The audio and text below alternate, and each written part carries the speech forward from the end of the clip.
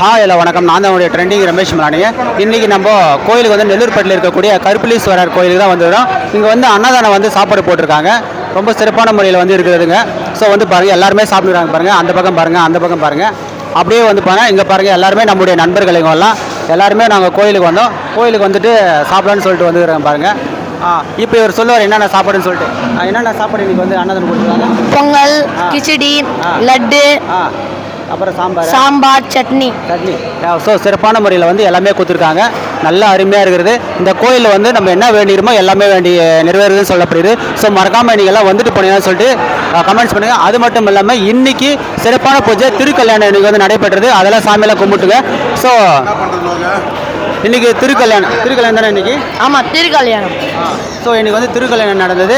அதுக்கு நம்ம சாமியெல்லாம் கும்பிட்டு பிறகு அன்னதானம் கொடுத்தாங்க. நம்ம வந்து சாப்பிடுங்க. ஸோ மறக்காமல் நீங்களாம் கோயிலுக்கு கருப்புலீஸ்வரர் கோயிலுக்கு வந்தீங்களான்னு சொல்லிட்டு கமெண்ட்ஸ் பண்ணுங்கள். நம்மளுடைய சேனல் யாராவது ஃபாலோ பண்ணுங்கள், மறக்காமல் ஃபாலோ பண்ணுங்கள், ஷேர் பண்ணுங்கள், லைக் பண்ணுங்கள். தேங்க்யூ. நான் தான் உங்களுடைய டிஆர்.